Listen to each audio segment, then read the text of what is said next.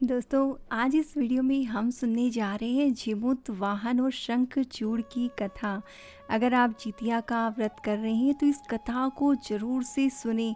साथ ही इस कथा को पूरा सुनने के बाद अपने जान पहचान अपने प्रियजनों के साथ आप इसे शेयर ज़रूर से कीजिएगा। तो चलिए सुन लेते हैं जितिया पर्व की सबसे पौराणिक कथा।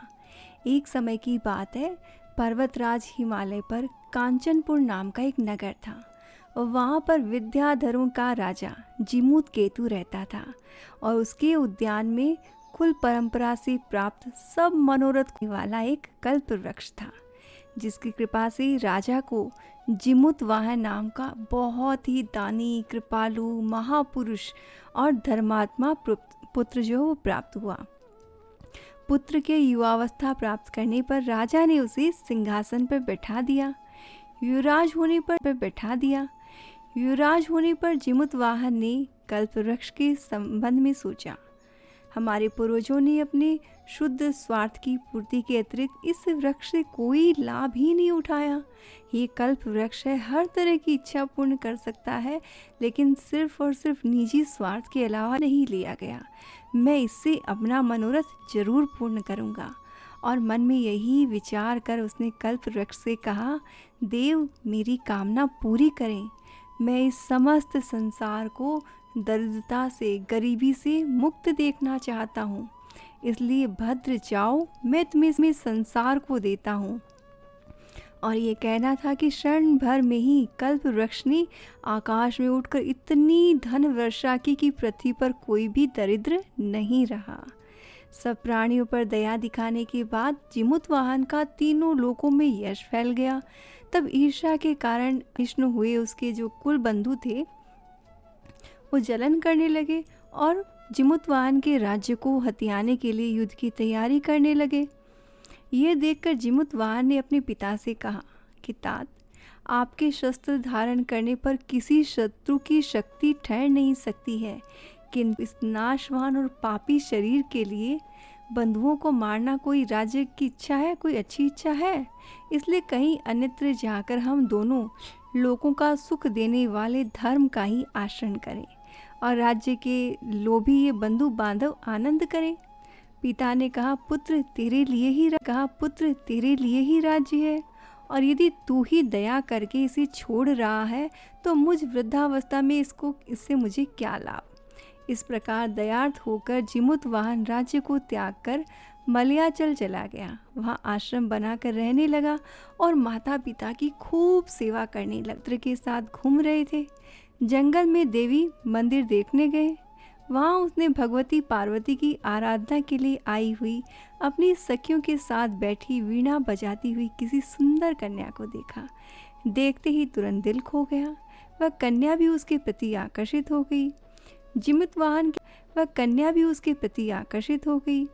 जीमूत वाहन के पूछने पर उसकी एक सखी ने उसका नाम वंश बताते हुए कहा कि ये मित्र वसु की बहन और सिद्धराज विश्वासु की पुत्री मलयवती है। और सखी के पूछने पर मुनिपुत्र ने भी जीमूत वाहन के वंश, नाम इत्यादि के बारे में बता दिया। जीमूत वाहन का आतिथ्य सत्कार करती हुई उसके लिए पुष्पमाला ले आई। उसने प्रेम में भरकर उस माला को मलयवती के गले में डाल दिया। इतने में एक दासी ने आकर कहा, राजकुमारी तुम्हें माता ने बुलाया है। और ये संदेश पाकर मलयवती ने अपने प्रिय जीमूत वाहन के मुख से अपनी दृष्टि किसी प्रकार हटाया और घर को चली गई। और वहाँ जीमूत वाहन भी जो है, उनका ध्यान जो है वहीं पर अटक गया और उनका भी आश्रम में मन नहीं लगने लगा। तब से दोनों प्रेम पाश में बंध गए। और सिद्धराज विश्वावसु ये जानकर बड़े प्रसन्न हुए कि महात्मा जीमूत वाहन यहाँ मलयाचल पर आकर रह रहे हैं। उसने अपने पुत्र मित्रावसु को जीमूत वाहन के पिता के पास भेजकर अपनी कन्या उसे देने का अपना आशय कहा। ये एक दिन शुभ दिन फिक्स हुआ और दोनों की शादी, जीमूत वाहन और मलयवती का जो विवाह है वो कर दिया गया। लेकिन एक दिन जीमूत वाहन अपने साले मित्रावसु के साथ मलय पर्वत में भ्रमण कर रहे थे और समुद्र वेला देखने गए। वहाँ एक जगह बहुत सी हड्डियों के ढेर देखकर उसने मित्रावसु से पूछा कि किन प्राणियों की अस्थियों की हड्डियों के ढेर है। तो मित्रावसु ने बताया कि पक्षीराज गरुड़ प्राचीन वेर के कारण पाताल में प्रविष्ट होकर सदा नागों को खाता था। कुछ को खाता, कुछ को कुचल देता, कुछ बेचारे डर के मारे ही अपने प्राण त्याग देते थे। और यह देखकर नागराज वासुकी ने सब नागों की समाप्ति की आशंका से गरुड़ से एक समझौता किया और कहा कि पक्षीराज, आपके आहार के लिए हर रोज एक नाग जो है दक्षिण सागर के तट पर भेज दूंगा। आप पाताल में प्रवेश ना करें। एकदम ही सब नागों का नाश करने में आपका क्या लाभ। और स्वार्थदर्शी गरुड़ ने स्वीकार कर लिया और उसके बाद नित्य प्रति वासुकी द्वारा भेजे गए एक नाग को खाने के कारण तथा खाए हुए नागों की अस्थियों के कारण समय के साथ जो है यहाँ पर इतनी सारी हड्डियाँ एकत्र हो गई। यह सुनकर दयानिधि जिमुतवाहन को बड़ा दुख हुआ। उन्होंने मन में सोचा, ये कुटिल वासुकी कैसा है जिसने मुझे ही पहले खा लो ऐसा कहने की बजाय प्रतिदिन एक एक नाग को शत्रु का आहार बना दिया। और निर्दयी गरुड़ भी कैसा है जो नित्य ऐसा पाप करता है। मैं आज ही अपने इस निस्सार शरीर को जो है गरुड़ को सौंप दूंगा और किसी नाग के प्राण की रक्षा करूंगा। इतने में उन दोनों को बुलाने के लिए दूत आ गए। तो मित्रावासु को बोला, मैं आता हूँ। यह कहकर उसे तो घर की तरफ भेज दिया और जिमुतवाहन स्वयं अकेले वहाँ घूमने लगे। तो उन्हें दूर से एक रोने की आवाज़ सुनाई दी। पास जाकर देखा तो एक वृद्धा एक बहुत ही सुंदर युवक के पास बैठी है और कह रही है, पुत्र शंखचूड़, मैं तुझे अब कहाँ देखूंगी। इस प्रकार वह बोल बोल कर विलाप करके बुरी तरह से रोए जा रही थी। जिमुतवाहन ने शीघ्र ही जान लिया कि यह गरुड़ का जो है बलि नाग है। उस दयावान महासत्व ने मन में कहा, यदि इस नाशवान देह से मैं इस दुखी नाग को न बचाऊं, मुझे धिक्कार है, मेरा जन्म ही निष्फल है। और ये विचार कर उसने वृद्धा से कहा, माता मत रो, मैं अपना शरीर देकर तेरे पुत्र को बचाऊंगा। जिमुतवाहन के इतना कहने पर शंखचूड़ ने उससे कहा, हे महात्मा, निश्चय ही आपने बड़ी कृपालुता प्रकट की है। मैं भी तो आपके शरीर के बदले अपने शरीर को बचाना नहीं चाहता। रत्न को खोकर पत्थर की कौन रक्षा करना चाहेगा। इस प्रकार मना करके वह अपनी माता को कहने लगा, माता तुम अब लौट जाओ, और जब तक वह गरुड़ नहीं आता तब तक मैं समुद्र के तट पर गोकर्ण को नमस्कार करके आता हूँ। शंखचूड़ गोकर्ण देव को प्रणाम करने के लिए चला गया और वहीं अचानक वायु की तीव्रता से वृक्षों को हिलता देखकर जिमुतवाहन ने सोचा कि गरुड़ के आने का समय हो गया है और वह स्वयं ही वध्यशिला पर चढ़ गया। शीघ्र ही अपने पंखों से करता हुआ गरुड़ तेजी से आया और अपनी चोंच से जिमुतवाहन को पकड़कर उठाकर ले गया और उसका सिर खाने लगा। चोंच से उखाड़ने के कारण जिमुतवाहन के शिरोरत्न खून से भर गया और गरुड़ ने उसे फेंक दिया और संयोग से वह रत्न मलयवती के आगे जा गिरा। ये देखकर और सब कुछ समझकर बहुत व्याकुल हुई। उसने अपने सास ससुर को दिखाया। पुत्र का शिरोरत्न देखकर बूढ़े माँ बाप भी आश्चर्य और शोक में भर गए।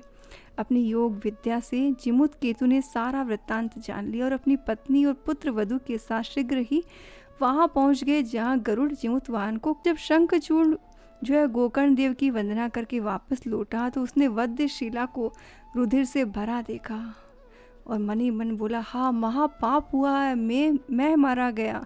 निश्चय ही उस दयालु महात्मा ने मेरे कारण निज को गरुड़ की भेंट चढ़ा दिया। और ये विचार कर वह बहुत दुखी हुआ और लहू की जो धार थी उसका पीछा करते करते गरुड़ को ढूंढने लगा।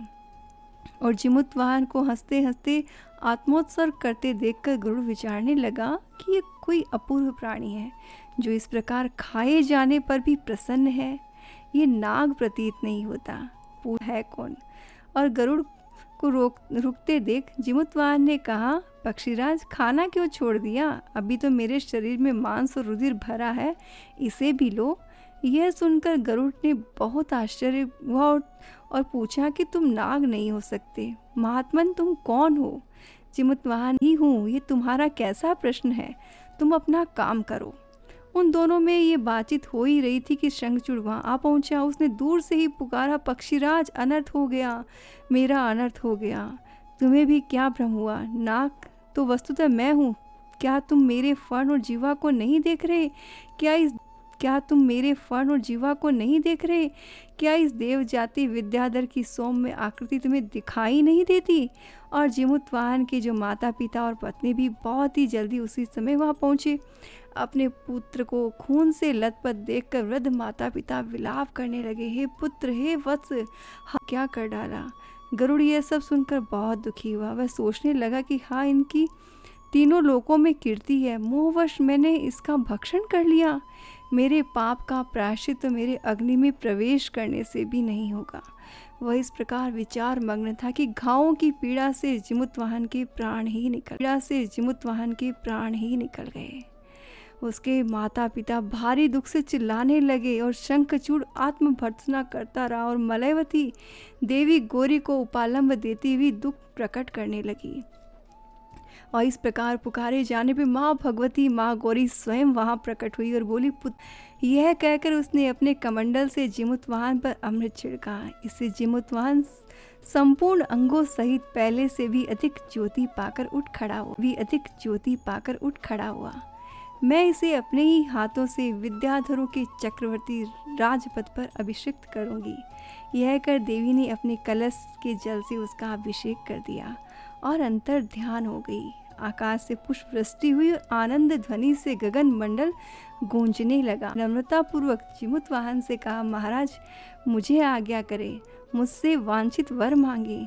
तब जिमुतवाहन ने कहा कि आज से आप नाग भक्षण छोड़ देंगे और पहले खाए हुए सभी नागों को जीवित कर देंगे। और गरुड़ ने कहा, एवं अस्तु। और सभी नाग जीवित हो उठे, ने नाग भक्षण छोड़ दिया और जिमुतवाहन भगवती गौरी की कृपा से चिरकाल तक विद्याधरों का चक्रवर्ती राजा रहा। इस प्रकार जिमुतवाहन ने अपने अप्रतिम त्याग से एक नया उदाहरण पेश किया। और जो भी व्यक्ति पूरे मन से जिमुतवाहन को याद करते हैं, जो भी माताएं जितिया व्रत को पूरी श्रद्धा से करती है, जिमुतवाहन उनकी संतानों की भी रक्षा करती हैं, उन्हें आशीर्वाद देते हैं और साथ ही माँ गौरी का आशीर्वाद जो है वो प्राप्त होता है। दोस्तों, आपको अगर कथा अच्छी लगी हो तो कमेंट में